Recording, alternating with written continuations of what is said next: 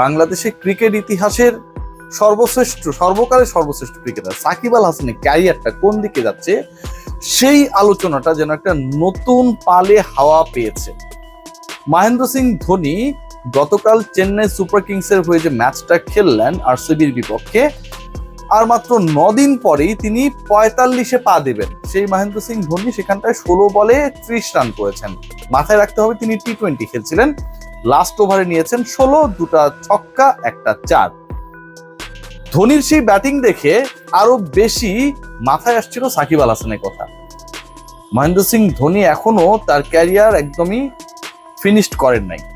সাকিব আল হাসান কি করেছেন, কয়েকটা পয়েন্ট নিয়ে আলোচনা করব এবং উদ্ধৃতি করব দৈনিক প্রথম আলোকে, যারা সাকিব আল হাসানের একটা ইন্টারভিউ ছেপেছে। ওই যে বললাম 24-36 ঘন্টা থেকে আমি ভাবছিলাম ব্যাপারটা নিয়ে, এবং সেখানকার কয়েকটা গুরুত্বপূর্ণ পয়েন্টস রয়েছে যেখানটায় সাকিব আল হাসান তার ক্যারিয়ার সম্পর্কে একটা প্রপার আইডিয়া দিয়েছে। প্রথম যে আইডিয়াটা সেটা হচ্ছে সাকিব আল হাসানের টেস্ট ক্যারিয়ার কি শেষ।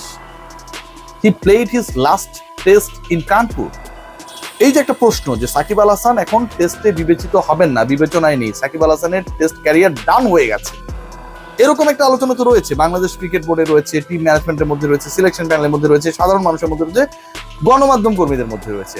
সাকিব কি উত্তর দিয়েছে? সাকিব বলেছে, তাকে যখন এই প্রশ্নটা করা হয় যে কানপুরই তার শেষ টেস্ট কিনা, তিনি বলেছেন এটা নিয়ে এখন কথা বলতে চাচ্ছি না।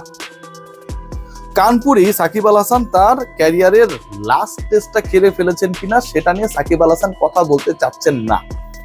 যদি সাকিব আল হাসান কানপুরে তার ক্যারিয়ারের সবশেষ টেস্ট খেলে ফেলতেন, তাহলে নিশ্চয়ই সাকিব আল হাসান এই ব্যাপারে কথা বলতেন।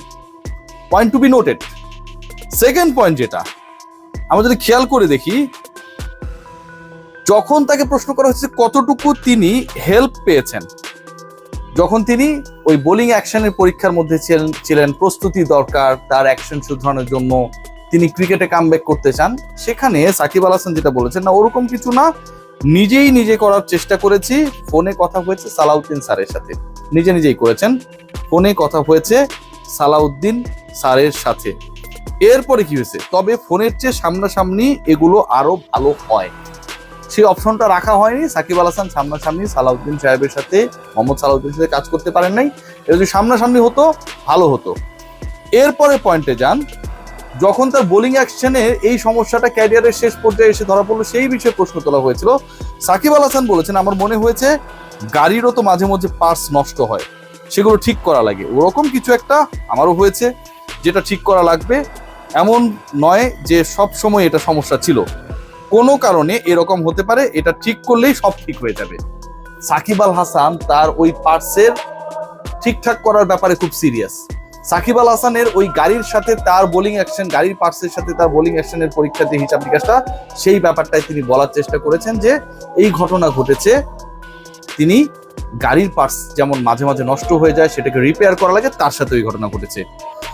ইন্টারেস্টিংলি যে কথাটা তিনি বলেছেন সেটা হচ্ছে, চেন্নাইতে তার যে বোলিং অ্যাকশন পরীক্ষা হয়েছিল, সেকেন্ড পরীক্ষা তিনি যেটা দিয়েছিলেন, এবং সেটা নিয়ে অনেক প্রশ্ন রয়েছে, সেই পরীক্ষায় সাকিব আল হাসান ফেল করলেন। প্রথম মেকানিক্যাল টেস্টটা তিনি দিলেন বার্মিংহামে, তারপর দিলেন চেন্নাইতে।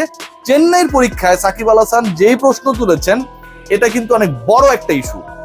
বলছি না যে আমার সবসময় টেস্টটা পাস করা উচিত ছিল, আমার মনে হয় ওদের টেস্টের যে সরঞ্জামাদি ছিল সেগুলো প্রস্তুত ছিল না, যেভাবে তার বায়োমেকানিক্যাল টেস্ট নেওয়া হয়েছে সেগুলো রেডি ছিল না।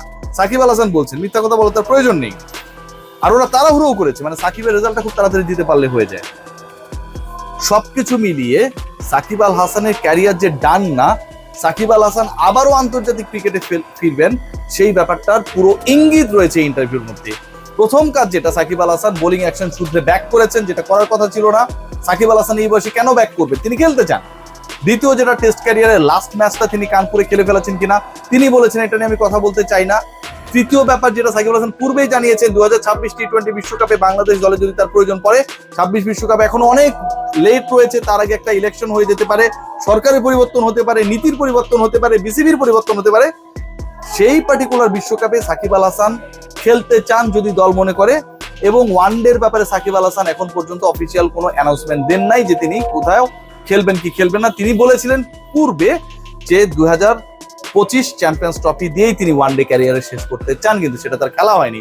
তার মানে এই না তিনি রিটায়ার্ড, দাঁড়ালো কি, সাকিব আল হাসান এখন পর্যন্ত কোনো ফরম্যাট থেকে রিটায়ার্ড ক্রিকেটার না। সাকিব আল হাসান যেই 3টা ফরম্যাটে খেলেছেন সেই প্রত্যেকটা ফরম্যাটে সাকিব আল হাসান এখনো এভেলেবেল। সাকিব আল হাসানকে যদি চুজ করা হয়, টি20তে রিকোয়েস্ট করা হয়, তাকে প্রয়োজন এই কথা বলা হয়, সাকিব আল হাসান ব্যাক করবেন। ওয়ানডেতে সাকিব আল হাসানকে গাজী আশরাফ হোসেন লিপু বলেছেন ব্যাটসম্যান সাকিবকে আমরা নিতে চাই না, তার এই বক্তব্যটা এখন আর খুব বেশি যৌক্তিক থাকবে না, কারণ এখন বোলার সাকিবও রেডি হয়ে গেছে।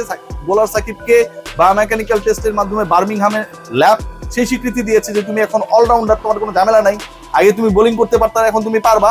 বাংলাদেশ ক্রিকেট বোর্ড তাদের মিডিয়া গ্রুপে এটা শেয়ার করেছে আমাদের সাথে যে সাকিব আল হাসানের রেজাল্ট আসলে কি ছিল।